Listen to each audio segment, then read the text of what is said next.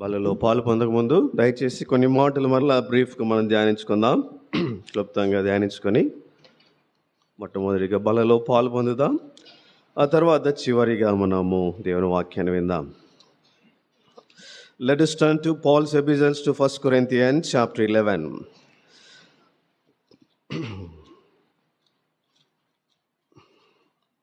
మొదటి కొరింథీయులకు రాసిన పత్రిక 11వ అధ్యాయం 23 నుంచి 31 వరకు మనం అందరము మార్చి చదువుకుందాం. Let us read alternatively from verse 23 through 31.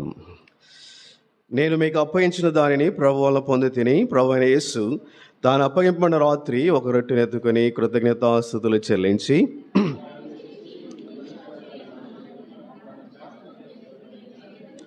ఆ ప్రకారమే భోజనమైన పిమ్మట ఆయన పాత్రను ఎత్తుకొని, ఈ పాత్రను రక్తం వలన క్రొత్త నిబంధన, మీరు దీనిలోని త్రాగునప్పుడల్లా నన్ను జ్ఞాపకం చేసుకున్నట్టుకాయ దీన్ని చేయడని చెప్పాను. మీరు రొట్టెని తిని పాత్రలోని త్రాగునప్పుడల్లా ప్రభు వచ్చే వరకు ఆయన మరణమును ప్రచురించెదరు. కాబట్టి ఎవడు అయోగ్యంగా ప్రభు యొక్క రొట్టెను తిననో లేక ఆయన పాత్రలని త్రాగునో వాడు ప్రభు యొక్క శరీరమును గూర్చి రక్తమును గూర్చి అపరాధి అగును. ప్రతి మనుషుడు తన తాను పరీక్షించుకునవలెను. అలాగ చేసి ఆ రొట్టెని తిని ఆ పాత్రలో అనేది త్రాగవలెను. ప్రభు శరీరం అని వివేచింపక తిని త్రాగువాడు తనకు శిక్షా విధి కలుగుటకే తిని త్రాగుచున్నాడు. ఎందువల్ల మీరు అనేకులు బలహీనులు రోగులనై ఉన్నారు, చాలామంది నిద్రించున్నారు. అయితే మనల్ని మనమే విమర్శించుకుని ఎడలా తీర్పు పొందక పోదుము. చదివిన మాటలు దేవుడు మన యొక్క వెనుకడిలో ఆశీర్వదించి మనందరితో మాట్లాడి బలలో యోగ్యమైన విధానంలో పాలు పొందినట్లు మనల్ని సిద్ధపరచును గాక. మన మధ్యలో ఉన్నటువంటి బల్ల ఇది ప్రభు బల్ల. కారణం ఏంటి అంటే ప్రభువే దీనిని మన కొరకై నిర్ణయించినాడు. ప్రభువే ఈ యొక్క క్రమాన్ని తెలియజేశాడు. ఆయనే సిద్ధపరచమన్నాడు, ఆయనే వారిని ఆహ్వానించినాడు, ఆయనే రొట్టెను తుంచినాడు, ఆయనే ద్రాక్షారసమును పంచిపెట్టాడు.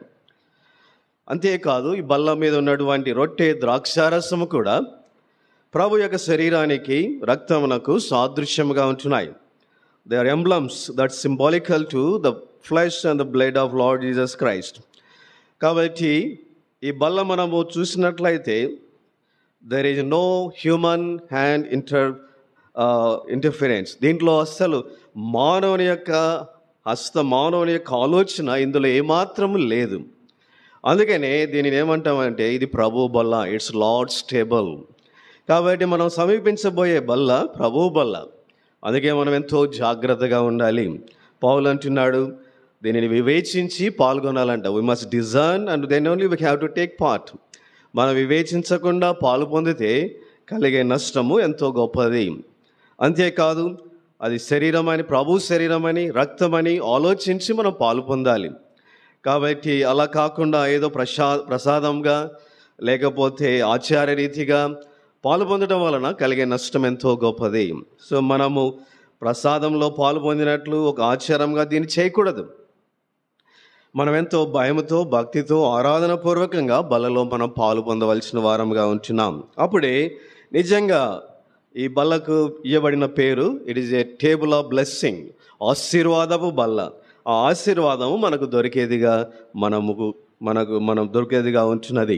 కాబట్టి అలాంటి ఆలోచనతో దృక్పథంతో అలాంటి భయం భక్తితో మనం బల్ల యొద్దకు చేరడానికి మనం నేర్చుకుందాం. ఈ బల్ల గురించి మనం అనేక సంగతులు ధ్యానిస్తూ ఉంటున్నాం. ఈ దినము ఈ బల్లకు ఒక పేరు ఏంటంటే it is a table of restoration. ఇది సమకూర్చేటువంటి బల్ల. ఎందుకంటే దూరం అయిపోయినటువంటి మనలను తిరిగి ప్రభు దగ్గరకు సమకూర్చేటువంటిది బల్ల ఇది.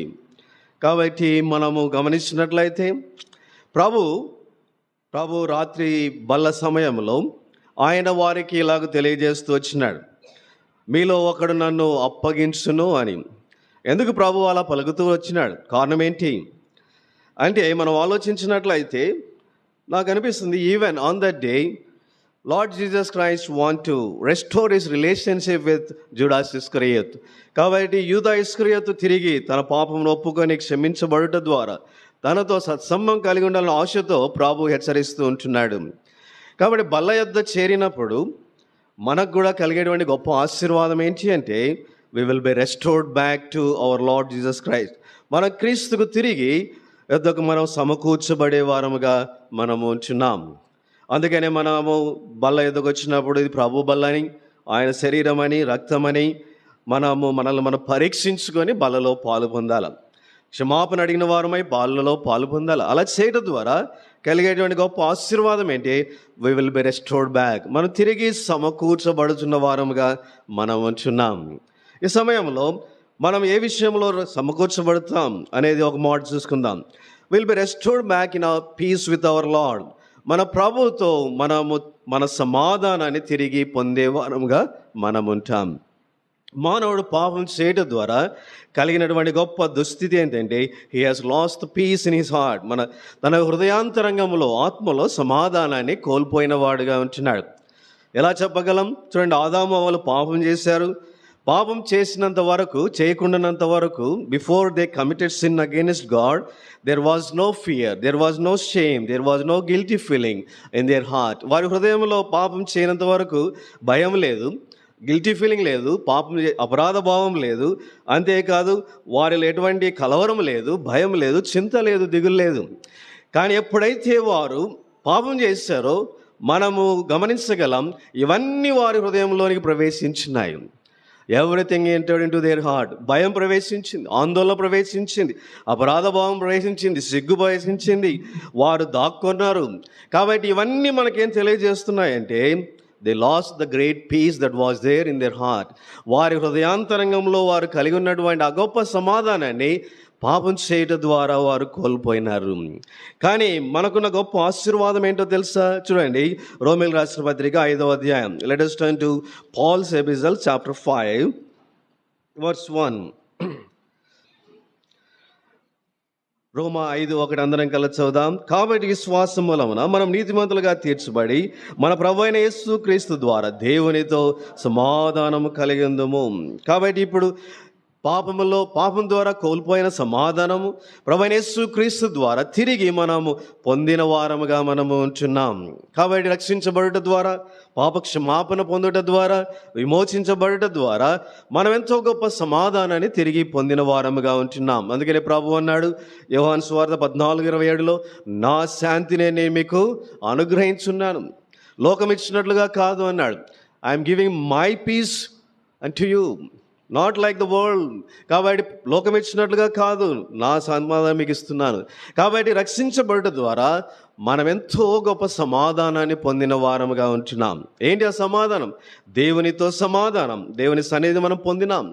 అంతేకాదు ఇప్పుడు హృదయంలో మనకు గిల్టీ ఫీలింగ్ లేదు, పాపములను బట్టి క్షమాపణ పొందిన వారముగా మనం ఉంటున్నాం. మనకు భయం లేదు, ఫ్యూచర్ గురించిన చింత లేదు. ఎందుకంటే our lord is there tomorrow. మన ప్రభు ఉన్నాడు, ఆయన మనకెంతో గొప్ప నిరీక్షణ ఉంది. We have living hope in Christ. క్రీస్తులో జీవం గల నిరీక్షణ ఉంది. చనిపోయిన తర్వాత కూడా నేను పరలోకంలో ఉంటాను. కాబట్టి మనము ఎంతో గొప్ప సమాధానాన్ని ఇప్పుడు హృదయంలో కలిగిన వారముగా ఉంటున్నాం. క్రీస్తు సమాధానం మన హృదయంలోని ఏలుచున్నదిగా ఉంటున్నది. కానీ లోకంలో ప్రియమైన సహోదరి మనం గ్రహించవలసిన సత్యం ఏంటి అంటే, సమాధానాన్ని మనం పొందిన వారముగా మనం ఉంటున్నాము, కానీ తిరిగి శరీరంలో ఉన్నాం కనుక అనేక మార్లు మనం తప్పిపోతూ ఉంటాం. తప్పిపోయినప్పుడు మనకు జరిగేటువంటి ఆ యొక్క నష్టం ఏంటో తెలుసా? we will not lose the relationship with Christ, but we'll lose the peace. క్రీస్తుతో మనకుండే సంబంధం మనం కోల్పోము, కానీ క్రీస్తుకు మనకు మధ్యలో సమాధానం ఉండదు. ఎందుకంటే పాపం ఎప్పుడైతే ప్రవేశిస్తుందో కలవరము, ఆందోళన, చింత, గిల్టీ ఫీలింగ్స్ ఇవన్నీ ప్రవేశిస్తాయి కనుక క్రీస్తుకు మనకు మధ్యలో సమాధానం ఉండదు. కాబట్టి పాపం చేయడం వల్ల కలిగే భయంకరమైన నష్టం ఏంటి అంటే, మన దేవుని బిడ్డలు రక్షించబడిన వారు they don't lose the relationship with క్రీస్తుతో బంధాన్ని కోల్పోరు, కానీ వారి సమాధానాన్ని కోల్పోతారు. They cannot enjoy their life. వారి జీవితంలో ఆనందం ఉండదు, సంతోషం ఉండదు, బలం ఉండదు, శక్తి ఉండదు, బలహీనత. కాబట్టి ఇలాంటి అన్నీ ప్రవేశించేవిగా ఉంటున్నాయి. అందుకనే ఇప్పుడు బల్ల యొద్దకు చేరినప్పుడు మనం గనక మన యొక్క బుద్ధిహీనతను పరీక్షించుకొని, మన గత పాపములన్నిటి పరీక్షించుకొని, ఎక్కడ నేను తప్పిపోయాను, ఎక్కడ దేవుని దృష్టిలో పాపం చేశాను అని ఒక్కసారి కనుక మనం జ్ఞాపకం చేసుకుని ఆలోచించి క్షమాపణ అడిగితే ప్రభువు క్షమించడానికి సిద్ధంగా ఉన్నాడు. Is ready to forgive everyone. ఆయన క్షమించడానికి సిద్ధంగా ఉన్నాడు, క్షమిస్తాడు. తర్వాత ఏం జరుగుతుందంటే కలిగే గొప్ప ఆశీర్వాదం, తిరిగి నీకు క్రీస్తుకు మధ్యలో సమాధానం ఉంటుంది. The peace of Christ will rule. కాబట్టి క్రీస్తు సమాధానం తిరిగి పరిపాలించేదిగా ఉంటున్నది. అందుకనే ఈ బల్లను మనం ఏం చెప్పవచ్చు అంటే it is the restoring table, the table of restoration. కాబట్టి మన యొక్క సమాధానాన్ని అది సమకూర్చేదిగా ఉంటున్నది, క్రీస్తుతో సమాధానం. కాబట్టి అందుకని ఎప్పుడైతే అలాంటి సమాధానం మనకు కలుగుతుందో, ఈ బలలో పాలు పొందడం ద్వారా సమాధానాన్ని పొందిన వారమై సంతోషముతో ఇక్కడి నుంచి మనం వెళ్ళగలం. అలా కాకుండా అదే పాపపు స్థితిలో పాలు పొందినారనుకోండి, సమాధానం లేకుండా పాలు పొందినారనుకోండి, కలిగే నష్టము ఎంతో భయంకర. దానివల్ల ఇంకా మన యొక్క హృదయంలో చింత, ఆందోళనలు, గిల్టీ ఫీలింగ్స్, రకరకాలైన సంగతులన్నీ చేరుకొని ఇంకా మనల్ని బలహీనులుగా మార్చివేస్తాయి. క్రీస్తు ఇంకా నువ్వు దూరం అయిపోతూ ఉంటావు. కాబట్టి సమాధానం అనేది ఉండదు. చూడండి, దేవునితో సమాధానం లేకుండా మనం ఈ లోకంలో సంతోషంతో బ్రతకడం అనేది ఇట్ ఈస్ ఇంపాసిబుల్. అది కానే కాదు. ఎందుకంటే is the source of all blessings. ఆయనే మన సమస్తమైన ఆశీర్వాదములకు ఆయన ఆధారభూతుడు. ఆయన సన్నిధి, ఆయన తోడు నీకు నాకు లేకపోతే ఈ లోకంలో మనం బ్రతకలేం. అలా ఆ జీవితం ఎంతో మిజరబుల్, ఎంతో దౌర్భాగ్యకరమైనది. కాబట్టి ప్రభువుతో సమాధానం కలిగి ఉండడమే మనకెంతో గొప్ప ధన్యత. అందుకని కీర్తన గ్రంథకర్త అన్నాడు, కుమారునితో త్వరగా సమాధాన పడుడి. ఎందుకంటే సమాధానం పడకపోతే కలిగే నష్టం ఎంతో భయంకరమైనది.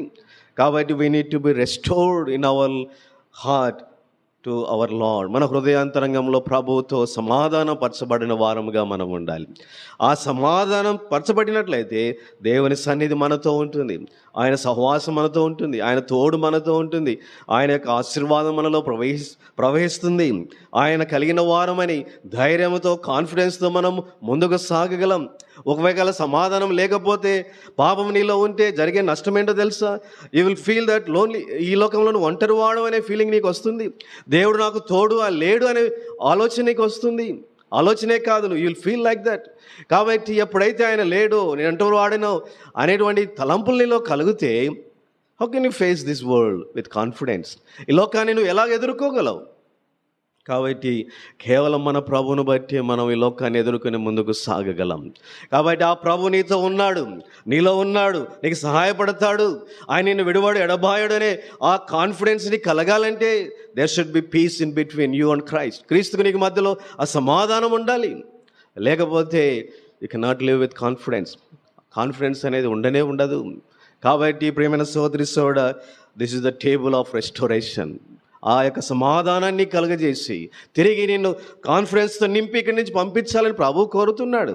కాబట్టి నువ్వు చేయవలసిందల్లా ఒకటే, జస్ట్ లుక్ బ్యాక్. ఒక్కసారి ఆలోచించుకో, ఎక్కడెక్కడ దేవుని దృష్టిలో తప్పిపోయినావో, దేవునికి విరోధంగా ఎక్కడ పాపం చేసావో క్షమించమని అడుగు. కడిగి పవిత్రపరచ ఆయన సిద్ధంగా ఉన్నాడు.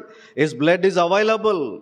ఆయన యొక్క రక్తం ఎందుకు ఎంతో సమృద్ధిగా అది అందుబాటులో ఉన్నది గనక ఆ రక్తం ద్వారా ఆయన కడిగి మనల్ని పవిత్రపరచడానికి సిద్ధంగా ఉన్నాడు. అందుకనే 1 యోహాను పత్రిక 1:9 అన్నాడు, 1 John 1:9 ఎవరై మన పాపములు మనం ఒప్పుకొని నేడల ఆయన నమ్మదగిన వాడును నీతిమంతుడు గనక మన పాపములన్నీ క్షమించి మనల్ని శుద్ధీకరిస్తాడు, కడిగి పవిత్రపరుస్తాడు. అలాంటి సిద్ధంగా ఉన్న ప్రభువు నిన్ను ఆహ్వానిస్తూ ఉంటున్నాడు. కాబట్టి ఆస్క్ ఫర్గివ్నెస్, క్షమాపణ అడుగు, కడిగి పవిత్రపరచబడు. తద్వారా నీకు దేవునికి మధ్యలో సమాధానం కలుగుతుంది. ఆ సమాధానంతో నువ్వు తిరిగి వెళ్ళినట్లయితే లోకంలో విజయవంతమైన జీవితాన్ని జీవించగలవు. So it is a table of restoration. It will restore the peace between you and the Lord. కాబట్టి సమకూర్చే బల్ల దగ్గరికి చేర్చబడ్డావు.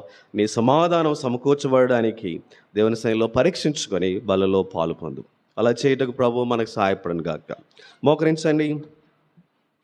పిన్న మాటల ప్రకారం మన జీవితాన్ని ఒకసారి పరిశీలించుకుందాం.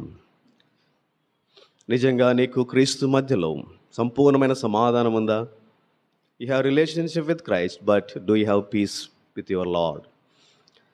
పాపమును బట్టి సమాధానం లేని వాడవుగా ఉంటున్నావా? ఒంటరి వాడవు అనే ఫీలింగ్స్ ఉంటున్నాయా? దేవుడు నీకు తోడు లేదనే ఆలోచన నీలో ఉంటున్నాయా? నేను దేవునికి దూరం అయిపోయాను అనేటువంటి తలంపులు నీలో ఉంటున్నాయా? అయితే నీ పాపమును బట్టి ఇవన్నీ కలుగుతున్నాయి. కాబట్టి క్షమాపణ అడుగు, కడిగి పవిత్రపరచబడు. దేవుడు క్షమించడానికి సిద్ధంగా ఉన్నాడు. బలలో పాలు పొందు. The peace will be restored back. సమాధానము, దేవుని యొక్క సహవాసము నువ్వు కలిగిన వాడవుగా ఉంటావు.